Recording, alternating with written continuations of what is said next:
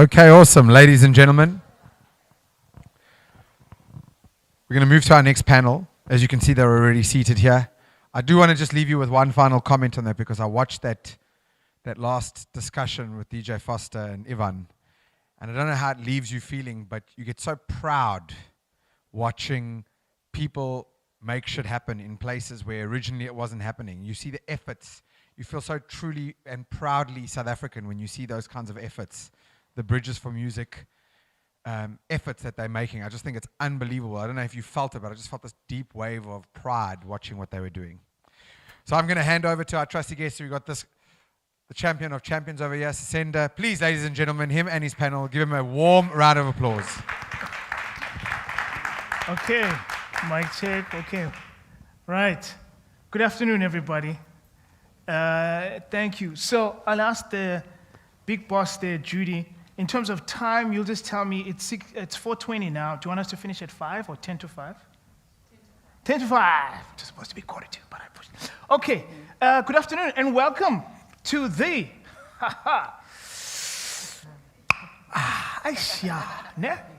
the future of film, arts, media, and entertainment, building sustainability for the future of the creative industries.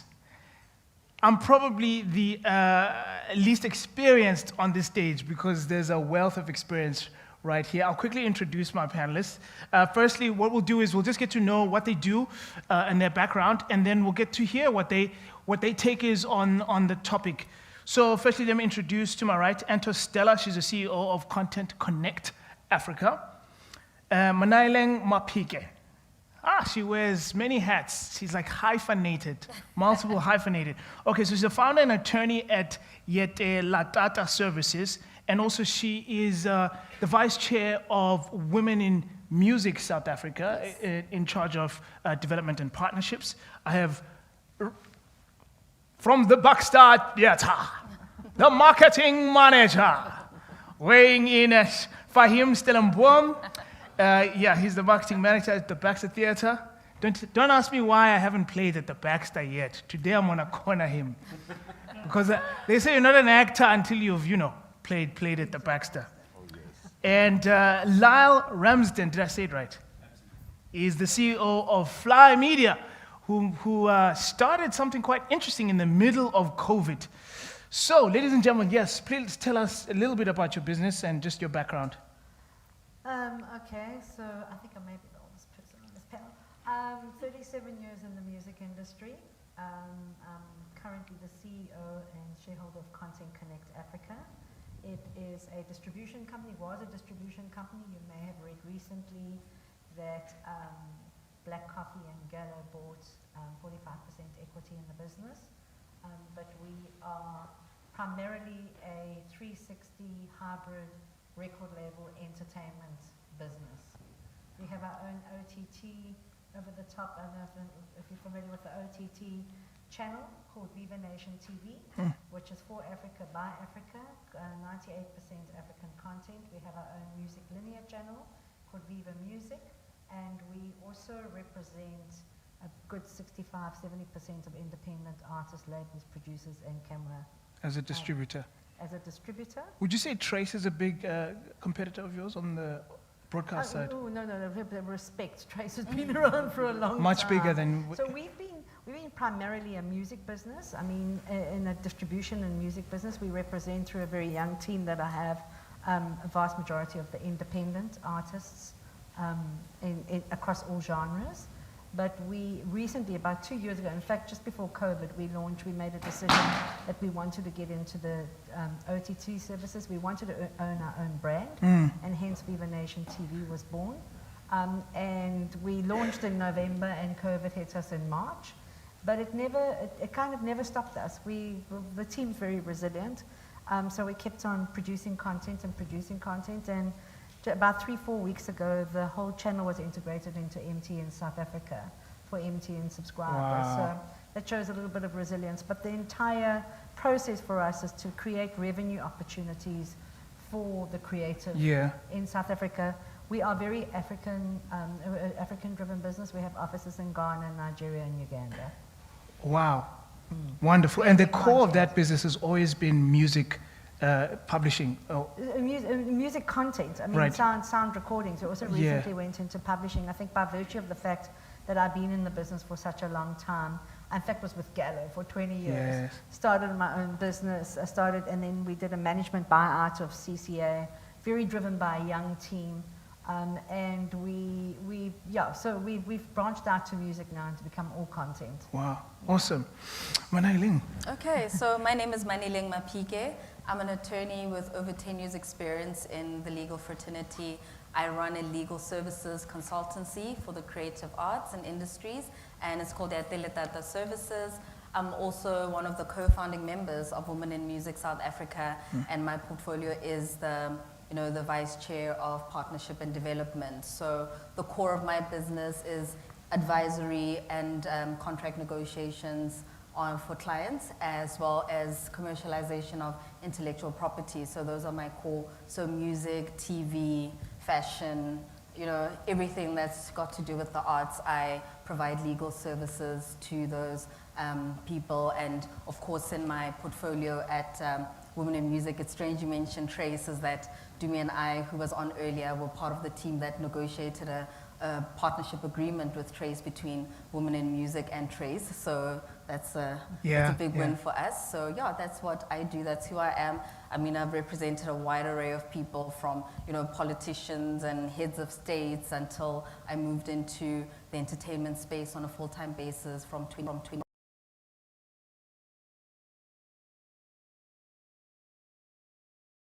Back full-time last year, just before COVID, and I decided that I'm taking a chance on myself, and COVID happened and really taught me how to take a chance on myself. Yes. Because 18 months later, I'm still, running my legal services consultancy. I can imagine with so much change and transition in the business, like just at the beginning of streaming services, right? So when every musician's song was available for $9.99, it's very different from how, and now, like, even with, going on to television, with so many things that change, it's been clear to me that in the creative sector, understanding legally, what your power is, what your strength is, how you can negotiate.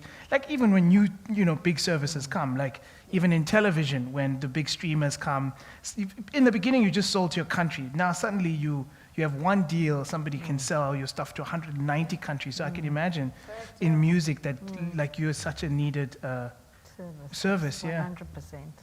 Awesome. Fahim.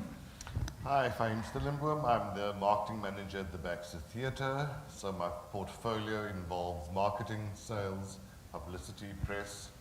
I'm also one of the senior staff members. I've been in that position for 17 years, believe it or not, but at least I found a place that I really, really like to be in. And it's also a place where I'm able to sort of combine both the creative and the commercial.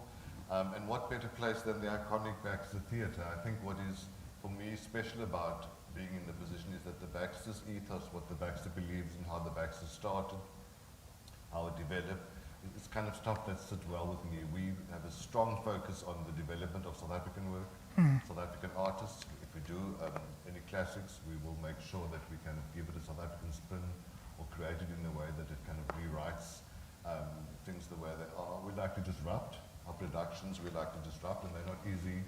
They're not always easy to do that kind of theatre, because people also want to laugh and have comedy. So as a theatre, we're both a producer, so we produce our own work, which means therefore that we're able to ensure that our program for the year does include the kind of social justice issues that we want to highlight. And at the same time, we are what we call a hiring space, a rental space. So we then plan how what we have on our program in relation to what we are doing, so that there's a kind of a good mix. And the Baxter, I think, is one of the only theatres in this province now that has always been open to everybody since it launched on the 7th of August in 1977. So there's a lot of value in that, and there's a lot of integrity in that. And it's well with me, so I really feel like I'm blessed to be there. And more than that, I feel very proud to be representing, of course, theatre and the arts and the performing arts at this conference. Awesome. Lyle. Good afternoon, everybody. My name is Lyle Ramsden. I'm a co-founder of a company called Fly Media. We focus on digital and live entertainment platforms, from producing, management, and creation. It was founded in 2015 with my business partner in Johannesburg, Philip Nolter. I come from a live entertainment background, so I would say that is my ultimate passion. And I think for the sake of this discussion, I will be honing a little bit more on that. But we do work very closely currently with CakeNet. And we just produced a reality show for them. Also founded in 2018 Theatre in the Park in Johannesburg, in an old sewage dump built in 1963 at the Delft Environmental Centre. And we were in our second year, going into our third when COVID hit. And that was an idea that came up 3 weeks before we opened, and it was doing very well. And a little bit about my history: I started off as a musical theatre performer back in 2004. My claim to fame was Lion King. I worked with them for a few years, came back at the end of 2011, and decided to go into producing. I have an absolute passion for it. I love bringing people together, collaborating, which I think is so awesome about this event. And thank you so much for including live entertainment as well. That's pretty much it. Thanks, Lyle. But Lyle, you've made a few short films as well. Because I'd like just kind of the small distinction, because, TV and film production people are quite specific, and we understand our subsector very well. But you've done live entertainment, mixed it with audiovisual, and you've made some films. Thank you, and thank goodness for that, because I don't know what I would have done if when COVID hit. So we started off producing short films for CakeNet, and that's where I met Sisanda a few years ago. Do you need the handheld? Yeah. Oh, okay. It is vibration. You said so earlier, yeah. Ooh. It's amazing how doubt creeps in and sounds out when you. It's been over 3 years since I've been on the stage, and it's quite amazing, that little voice in the head. So it's really great to be back there. You were saying yes. Thank you. Is that better? Yeah. You can feel like the original days. Yeah, break forth. Where's my spotlight? I'm joking. So I met Sisanda in, I think it was 2017 or 2018. We produced a film called Forsie for Gas himself. It was one of our very, very proud moments at the Silver Scatter Feast. And the one thing we love to tell through Fly Media, and especially my business partner, is really authentic South African stories that are universal, that appeal to a universal audience. And we focused a lot on that for a few years, and it took us as a boutique production company quite a bit of time to get into the industry. And for those younger people out there that are starting production companies, that are wanting to get into the industry, it takes time and patience, and just always bear that in mind. So we started off from that, and then slowly but surely built a lovely relationship with CakeNet currently. And then, as I said, I had the live entertainment side of the business, and that was more in the retail, it sounds bizarre, retail shopping environment. And the reason was, and I'm a huge, huge fan of theatre, is we try to find a gap and take theatre to the people. And we worked with a property group that owns several retail centres in the country. And as I said, we were on our second production with them, going into our third when COVID hit. And I think in these times, it's about finding innovative, new ways of doing things under the circumstances. Am I answering your question? Yes, you did. Thank you. I knew I was going to have to get in there with Lyle. Let me start with you, Fahim, really quickly. So the main topic is the future of film and arts, media and entertainment, building sustainability for the future of the creative industries. Before we get into the future, let's talk a little bit about the impact of COVID. I mean, theater has probably been hit the most. What have you seen as the impact of that, and what's happened to theater just from COVID hitting? Look, I think that certainly theatres and the performing arts are probably the biggest casualty within our sector as a subsection of that. And for the simple reason that theatre is something that's a live experience. We as the Baxter took a very conscious decision not to do live streaming because that's what you guys do, you know. For us, it's the experience that is visceral. You're there, you are present. You cannot replace that. It's existed, you know, since the early days of the Greeks, and it has survived several wars, several pandemics over the years. There's nothing that can replace. It's that experience that I think helps people to shift, you know, and it's successful because it's live. I think a lot more than many of the other genres.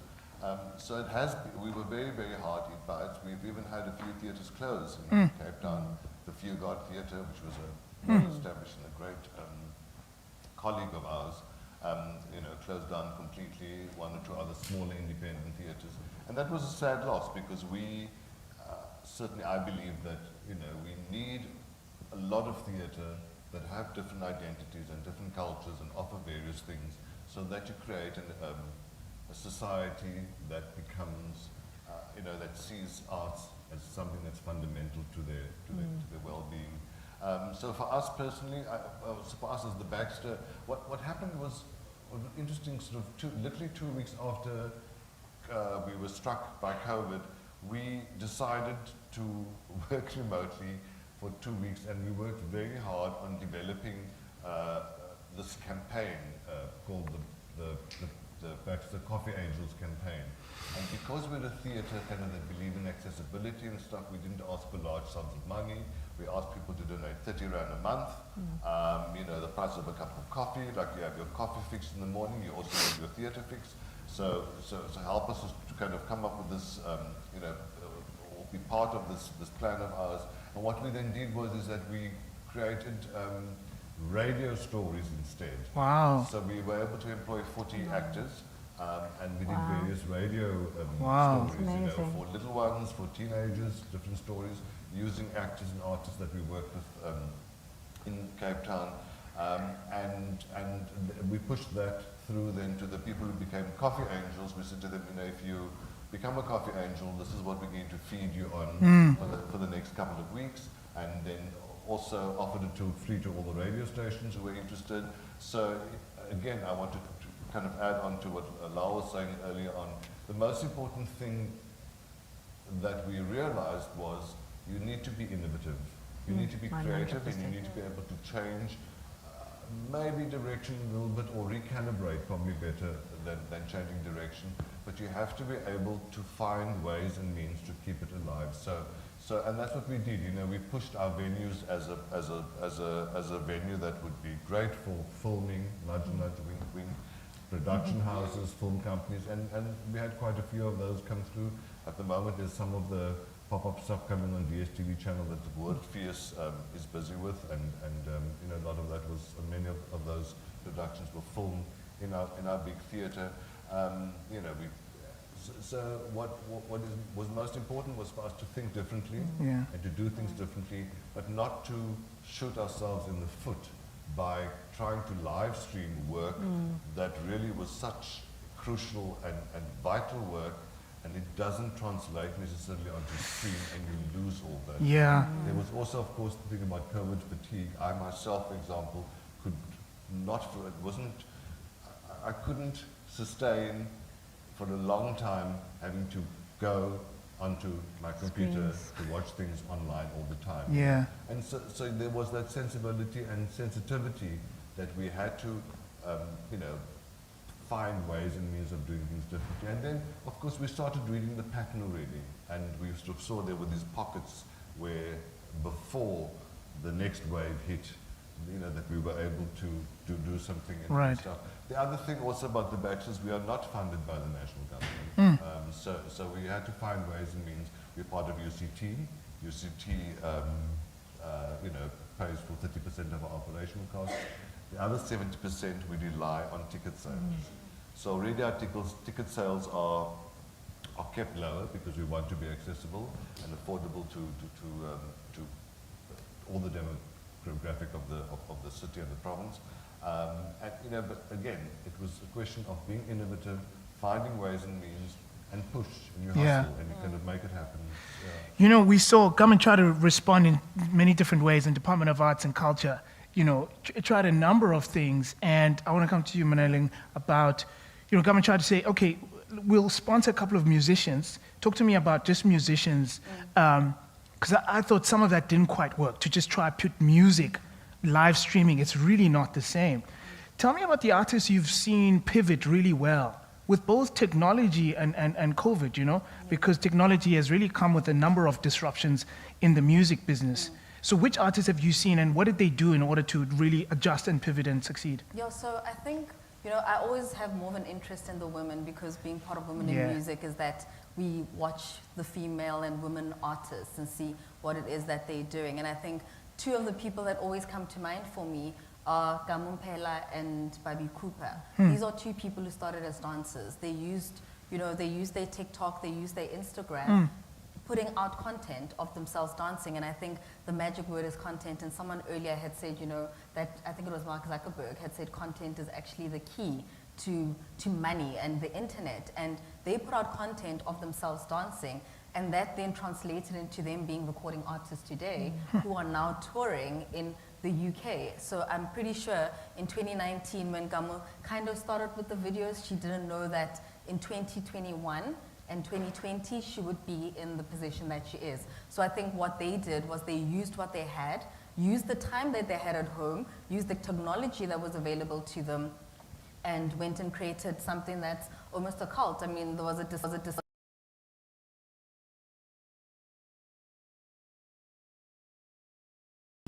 but so she started a trend, and she's a musician, a piano vocalist. Babi Cooper, the same kind of thing, where she's on the balcony, the balcony mixes with the major league DJs. And I mean, from a male perspective, the major league DJs themselves have taken what's just DJing and doing it as a live performance, taken it onto digital platforms. They're in the US, they're in the UK, they're in Ghana, Kenya. They haven't been in South Africa for the greater part of this year, because they've been touring because of their balcony mixes that they put out on YouTube every single Friday, and it became a cult following. So it's using what you have at your disposal in the advent of something that you didn't think you'd be able to do, or that none of us foresaw that we would be in a situation where we can't go to the live shows, we won't be watching our favorite, theater productions, etc. And they've gone on to create cult followings from using the internet. And I mean, I'll even use from a legal perspective, where even practice of law, the practice of law is such a physical and present practice, but since the pandemic started, the law is actually evolving. It's no longer the paper.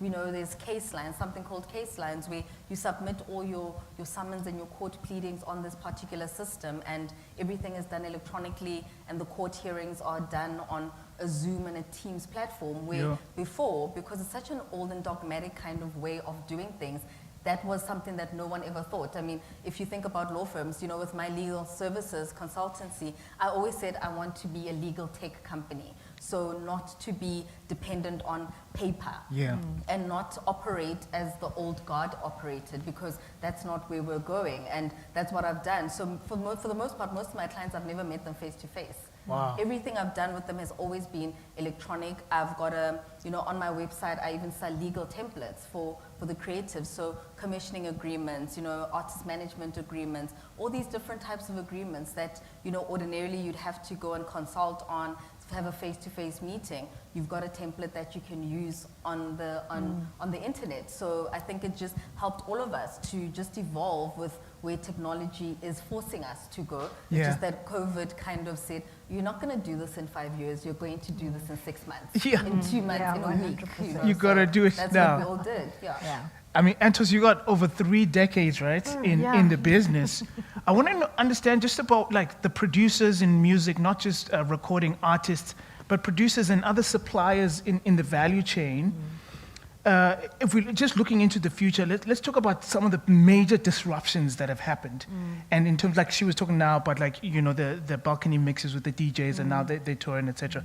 What have you seen sort of it being the trend? Because previously, people depended on being signed before they could do something. Now, you know, Justin Bieber started as a YouTube sensation. He could record in his bedroom and hope, you know, to gather the numbers. It's a long run. But so if you can maybe take us through briefly what that trajectory was, and then we look into the future. Yeah, I mean, I'm trying to keep focused, because I think the industry and the music industry has been disrupted. So, yeah, when you talk about 3 decades ago, I'm still talking vinyl, right? Yeah. And I think I was just talking to Benji Moody, who was a previous speaker, where vinyl has become such a popular format, right? So we have these two contrasts. We have streaming that has become so massive. It's a massive format that everybody listens to music. And then you see this old format that is vinyl coming back, and it kind of gives you the sense of what people want, right? And it's the youth that are buying vinyl too, so people like to get the vinyl, to experience it, to open it up, to see the artwork. But streaming has, and I mean, I think Manning must have so much challenges with streaming because there are so many legal issues around it.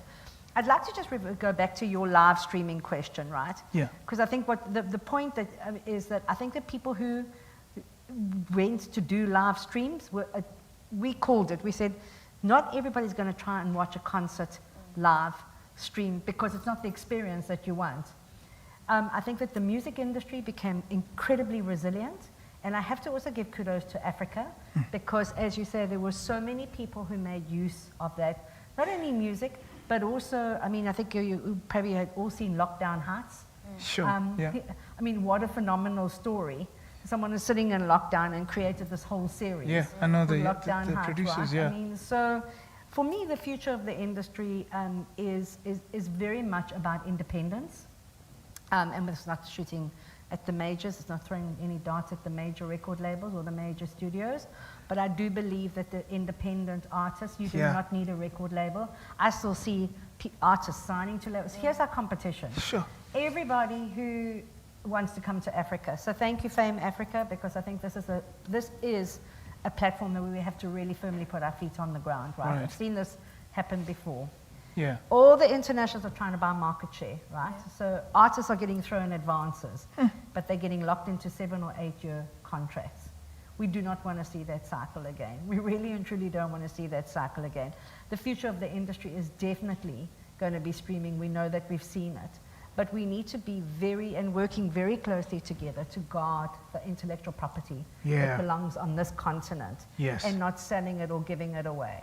And that for me is that for me in my, call it my twilight years, because I mean, I keep on making reference to my team. I think that very few people in the industry have created a succession plan. It is the youth that is driving this business. You know, it can't be the old age, old school way of doing business. So we have to all be resilient. We all have to come forward and start looking at what the future looks like. And I think that we have to accept that with social media, TikTok, TikTok. Look at all of those issues. Is it making certain parts of the business obsolete, in music specifically? Now a DJ can go on Facebook and he mixes this thing, and like, there's a friend of mine who hosted a whole party by just streaming one guy's mix, right? Yeah. And it's like, will some parts of the business become obsolete? No, I don't think it'll be obsolete. I think that it'll dance. I just wanted to come back and for full circle is that I think streaming has created great opportunity for independence. This is my personal opinion as well, and I think I've called this before. But it is also cannibalizing the music business because. What do you mean? Because 90% of the music is sold by 1% of the artists across the world, right? Sure. So you can imagine that the big artists own the lion's share of streaming. The revenue in streaming has minimized. So with CDs and with vinyl and everything, there were big profit shares and big revenues for the artists. It was a set. But streaming, and I don't want to use names, but sometimes if any artist is sitting here and they've seen their streaming report, sometimes they get 0.004 cents. And you can do 100 million streams on YouTube, and your check ain't coming to you. It's not worth the 100 million that you see, right? And this is where, I mean, I think, and you come in here in terms of policy as well. Like, I feel like China and France are very strict on this.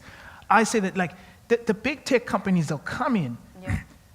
and Facebook benefits from the 100 million 100%. streams. The Correct. artist gets 100%, 0.04 cents. yeah. YouTube's doing the same. And so it's, I feel like it's up to the governments within the country to say, hey, hang on a second. You had that revenue policy. This artist is creating their music. Before, they were getting 40 Rand on the whatever, whatever the DVDs or CD sale was. And now, there's a lot of stuff being free. But get R2.50 or something on Yeah. a CD, and they're now getting 0.04 cents or something on the stream. Or 0.2 So cents. is technology biting us in the butt a little here? I think it works both ways. I think with everything, you generally have the upside and the downside of it. I think with technology, it gives you the opportunity to be out there for people and more wider audience to know about you. So you're not limited to, one specific jurisdiction that you are with which you're focused in. So it's given you a worldly platform. But it also does come with, even piracy. It makes it easier for people to pirate your music. You see people streaming and watching, pirated movies and listening to pirated music. So that's the downside of it. And to come to a policy point of view is that, I think governments also don't have the appetite. I think the South African government doesn't have the appetite to help the arts the way it says it does.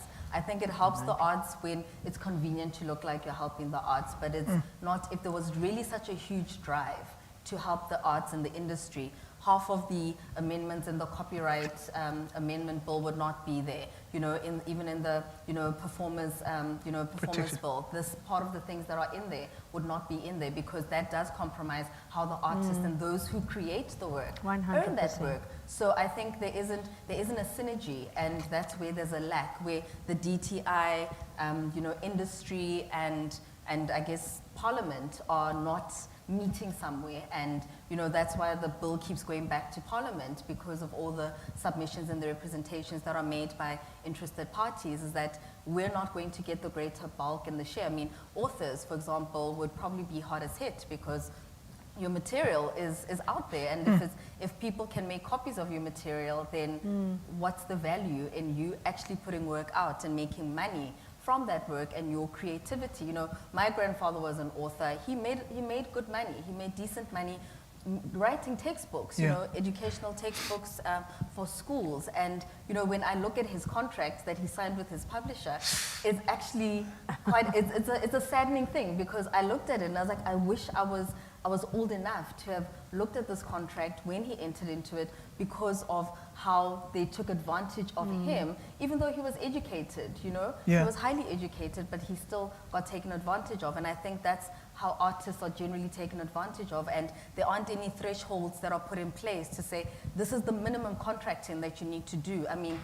Some countries will have where you can actually buy back your masters, and there's that process that after a couple of years, certain number of years, you can actually buy back it's a revert of rights. So in South African contracts, you don't find that. And that's because, the music industry, and this is the major labels, do recognize that there's value in your masters, there's value in your rights, and they want to own it. Even though you do the work, they give you the advance, and they recoup all the fees, then they still keep your masters. And you're just like, okay, so what is the point of actually signing with a major if I'm not going to have my rights and I can't exploit them? And even the whole concept of a 360, I'm always against the 360, because what it does is that it just takes from the artist and revenue streams that they could have made separately. I look at COVID right now, they really could have made money from performances, which is a major bulk of what artists make money from. But now, because of the 360 deals and how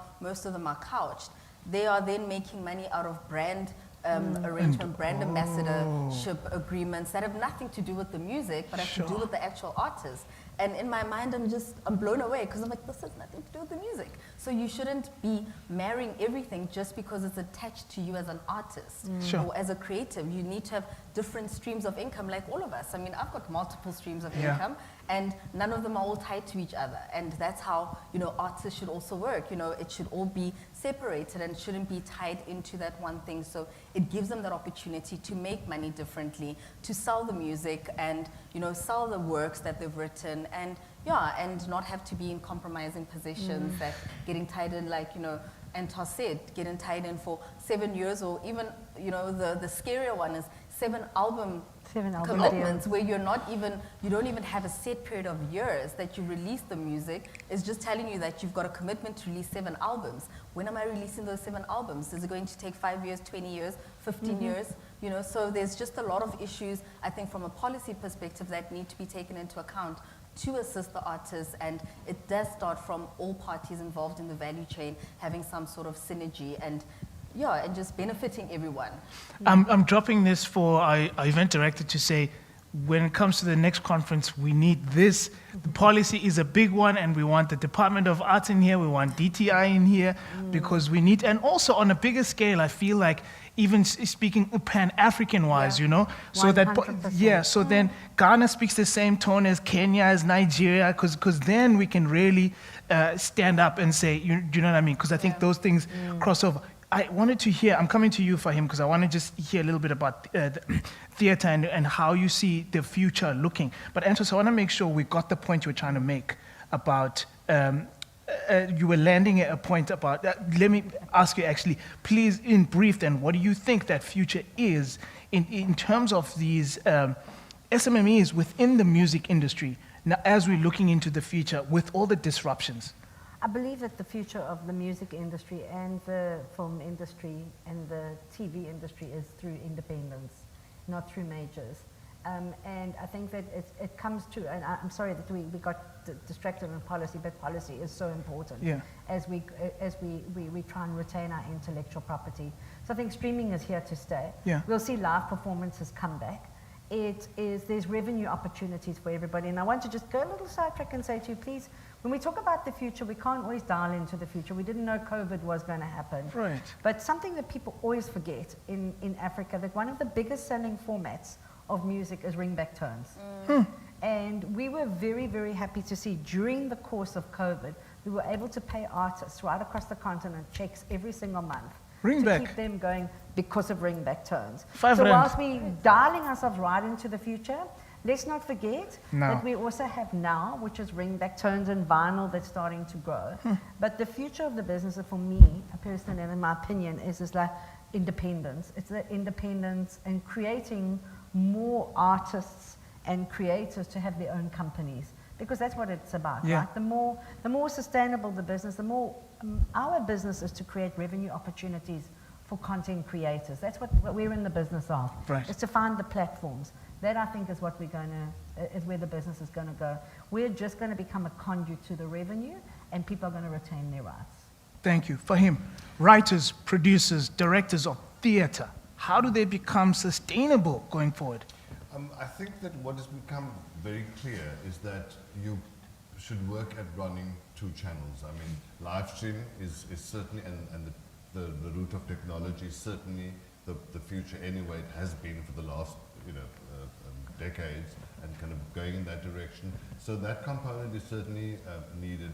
But I also think, on the other hand, and I wanted to pick up what Mani Leng was saying, is that as a sector, we need to really mobilize and kind of make sure that policy across the board for all our different areas within the sector and subsections within the sector, kind of that we get right what we need to have done. It's always sad that we cannot rely on government, and I know we've got other priorities. I know that there's so many things that are more important or are important, like housing, putting food on your family's table and creating jobs and all those sort of things. But I don't see why the one should go, sort of less important than the other. They should, if they go concurrently, I think you'll be able to create and develop a more wholesome society a lot quicker.